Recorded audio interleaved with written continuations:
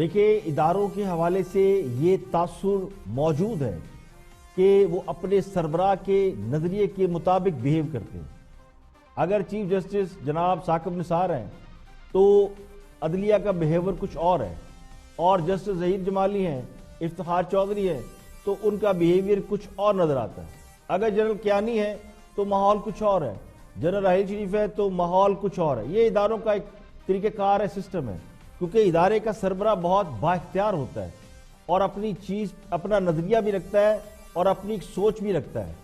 اداروں کا اپنا ایک طریقہ کار ضرور ہوتا ہے، اس کے اندر ہی وہ اپنی سوچ کو امپلیمنٹ کرتے ہیں، لیکن وہ اتنا با اختیار ہوتا ہے کہ وہ چیزوں کو منور بھی کر سکتا ہے۔ اس لیے جو پرفارمنس کا لیول ہے وہ بدلتا رہتا ہے۔ جیسے ثاقب نثار بہت ایکٹیو تھے، ان سے جو پچھلے تھے ظہیر جمالی صاحب، وہ بہت زیادہ ایکٹیو نہیں تھے، وہ جو کیس سامنے لگتا تھا اسی میں بات کرتے تھے۔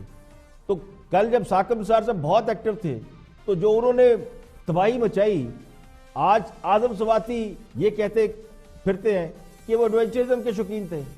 تو یہ میرا تجزیہ ہے، ہو سکتا ہے آپ اس سے اتفاق کریں یا نہ کریں، کیونکہ جنرل اعجاز ایوان جس حلال و حرام کی بات کر رہے ہیں وہ ہمیں اسی لیے نظر آتا ہے جب شخصیات اور ان کے نظریات اداروں پر حاوی ہو جاتے ہیں اور شخصیات اسے اپنے آئیڈیاز، اپنی سوچ کے مطابق چلاتی ہیں۔ اگر جسٹس منیر ہوں تو پھر عدالتوں میں ہم نظریہ ضرورت بھی دیکھتے ہیں، اور چودھری افتخار ہوں یا جسٹس آصف سعید کھوسہ ہوں تو عدلیہ بہت سٹرونگ بھی نظر آتی ہے۔ تو یہ حلال اور حرام کی جو بحث ہے کہ کون سا فیصلہ کب حلال ہوتا ہے کون سا حرام ہوتا ہے، اس کو سمجھنے کے لیے میرا خیال ہے کہ ایک اینگل یہ بھی ہے کہ حالات و واقعات اور شخصیت کو بھی مد نظر رکھا جائے۔ جیسے کہ جنرل مشرف کو سزا دینے سے جوڈیشل سسٹم پر ایک دم سوالیہ نشان کھڑے ہو گئے، حالانکہ یہ وہی جوڈیشل سسٹم ہے جو زیر اعتاب سیاستدانوں کے مقدر کا فیصلہ کرتا ہے تو پھر اس کے ساتھ کھڑے رہنے کا عزم دہرایا جاتا ہے۔ ہم سب کہتے ہیں کہ آئین اور قانون کے ہم ساتھ ہیں اور آئین اور قانون کی بالادستی کی بات کی جاتی ہے۔ کل تک یہی جوڈیشل سسٹم بالکل ٹھیک تھا، بڑا زبردست تھا، بلکہ درست تھا، تو آج ایک فیصلے پر خراب کیسے ہو گیا؟ سابق صدر جنرل مشرف کی سزا پر فوج کا رد عمل فطری ہے، یہی ہونا چاہیے تھا جو سامنے آیا ہے، کیونکہ مشرف فوج کے سپہ سالار رہ چکے ہیں۔ مجھے بھی ان کو غدار کہنے پر اعتراض ہے، لیکن یہ تو آئینی مجبوری ہے جس میں آئین شکن کو غدار قرار دیا گیا ہے۔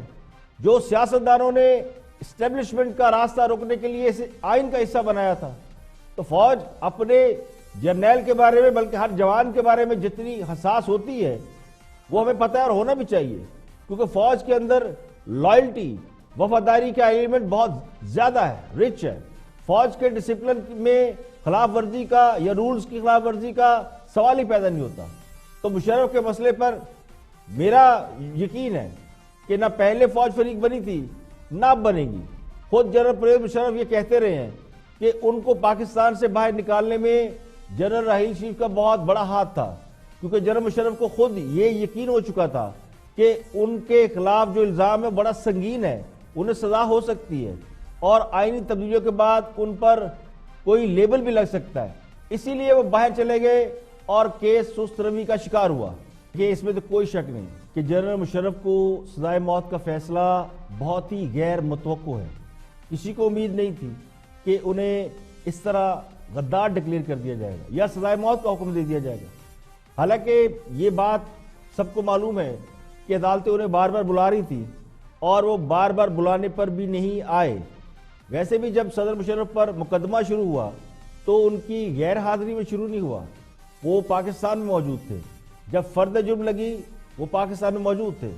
فرد جرم کے بعد انہیں ملک سے باہر جانے کا موقع دیا گیا، کیونکہ انہوں نے کہا کہ ان کی کمر میں درد ہے، وہ بیرون ملک علاج کے لیے جانا چاہتے ہیں۔ حکومت نے ECL سے ان کا نام نکالا اور وہ چلے گئے۔ ویسے بھی خصوصی عدالت میں سزا کے بعد بات ابھی ختم نہیں ہوئی، ان کے پاس اپیل کا موقع ہے، یہ کیس ابھی سپریم کورٹ کے سامنے جا سکتا ہے، اور ابھی بھی ہم دیکھ رہے ہیں کہ بہت سے قانونی حکم سامنے لائے جا رہے ہیں جنہیں سپریم کورٹ میں پیش کیا جا سکتا ہے۔ لیکن جو اہم بات جس کے اوپر بہت لوگ بات کر رہے ہیں وہ یہ کہ مشرف اکیلے نہیں تھے، انہوں نے اکیلے ایمرجنسی نہیں لگائی، بہت سے لوگ اس فیصلے میں ان کی مشاورت میں شامل تھے۔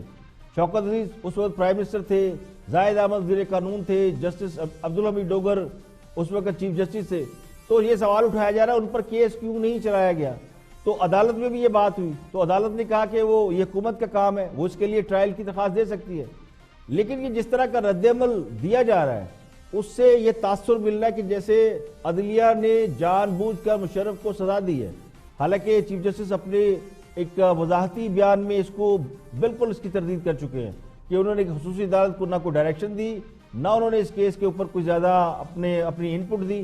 تو یہ تاثر میرا خیال ہے کہ غلط ہے. اور دوسری بات یہ کہ اگر یہ 3-4 لوگ جن کے نام دیے جاتے ہیں ان کا اگر آپ دیکھیں تو ایک اس وقت کے ملک کے پریزیڈنٹ یا صدر کے اگر کسی سے مشاورت کرتے ہیں تو ضروری نہیں کہ جن سے انہوں نے مشاورت کی ہے وہ شریک جرم ہو, وہ صدر ہے, وہ کسی سے بھی مشاورت کر سکتے ہیں.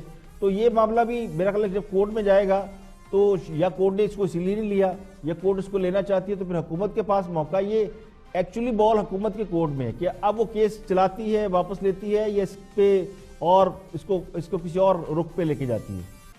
بادی نظر میں لگتا یوں ہے کہ یہ کہنے کی کوشش کی جا رہی ہے کہ عدلیہ نے پرویز مشرف سے کوئی پرانا حساب چکتا کیا. پروسیکیوشن اس کیس کو نہیں چلانا چاہتی تھی لیکن عدلیہ نے انفورس کر کے اس کیس کو چلایا اور مشرف کو سزا دی. یعنی اس کا پس منظر وہی بیان کیا جا رہا ہے جو عدلیہ اور مشرف کی محاذرائی کا باعث بنا تھا جب جنرل مشرف نے جسٹس افتخار چودھری کو ان کے عہدے سے ہٹا دیا تھا.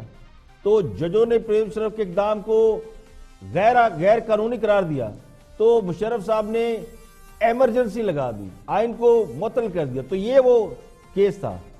تو لگتا یوں کہ یہ ثابت کرنے کی کوشش کی جا رہی ہے کہ مشرف کو سزا دینے کے معاملے کے پیچھے یہ والا معاملہ تھا, یعنی خدا نخواستہ کوئی بدنیتی کا عنصر شامل ہے.